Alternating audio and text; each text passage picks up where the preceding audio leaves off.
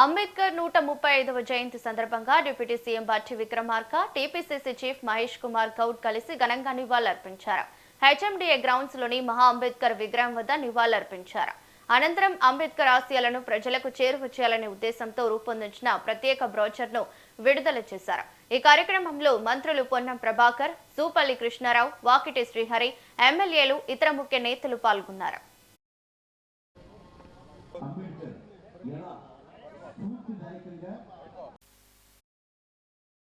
అపారమైన విజ్ఞానాన్ని ప్రజాస్వామ్య పునాదుల్ని భారతదేశంలో భారత రాజ్యాంగం ద్వారా ఏర్పాటు చేసి ప్రపంచంలోని అతిపెద్ద ప్రజాస్వామ్య భారతదేశంగా నిలబెట్టినటువంటి గొప్ప దార్శనికులు మేధావి డాక్టర్ బాబాసాహెబ్ అంబేద్కర్.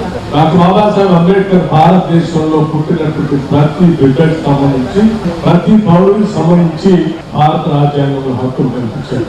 దేశ జనాభాలో సగభాగం పైన ఉన్నటువంటి మహిళలు సంబంధించి భారతదేశ సమాజంలో అత్యంత ఇబ్బందికరంగా అనగదొక్కబడినటువంటి లింగ వివక్షతో ఇబ్బంది పడుతున్నటువంటి భారతీయ మహిళ గురించి మొట్టమొదటిసారిగా ఆయన పెద్ద ఎత్తున ఆలోచన చేసి హిందూ మ్యారేజ్ కోడ్ బిల్లు స్వాతంత్రం రాకముందే బ్రిటిష్ వాళ్ళతో కొట్లాడి వాళ్ళకి కావాల్సిన హక్కుల్ని అందులో పొందుపరిచే ప్రయత్నం చేయడమే కాకుండా భారతదేశానికి స్వాతంత్రం వచ్చిన తర్వాత హిందూ కోడ్ బిల్లుకు సంబంధించి మొదటి న్యాయశాఖ మంత్రిగా మహిళల కోసం ఆ బిల్లును పార్లమెంట్ లో తీసుకొని వచ్చి ఆ బిల్లు కోసం దేశంలోనే మొట్టమొదటిసారి కేంద్ర మంత్రిగా మహిళల కోసం మాత్రమే రాజీనామా చేసిన నాయకులు అపారమైన విజ్ఞానాన్ని వారి ఆశయాన్ని ముందుకు తీసుకెళ్తూ వారు కోరుతున్న విధంగా వివిధ ప్రజానికానికి న్యాయం జరగాలని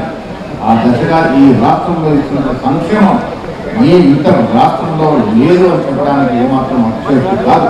అదేవిధంగా పెద్దలు చెప్పినట్టుగా రాహుల్ గాంధీ గారి ఆకాంక్ష ఈ దేశంలో ఎవరు ఎంత నిష్పత్తి ప్రకారం అంటే వారికి అన్ని ప్రభుత్వ ఫలాలు అందాలని ఆకాంక్ష నెరవేర్చిన ఘనత తెలంగాణలో కాంగ్రెస్ ప్రభుత్వానికి రాష్ట్ర ముఖ్యమంత్రి రేవంత్ రెడ్డి గారు, బట్టి విక్రమార్క గారు, మా మంత్రి అందరూ కూడా కలిసికట్టుగా కుల సర్వే చేసి ఈ దేశానికి తెలంగాణ రాష్ట్రం ఒక రోల్ మోడల్గా మారింది.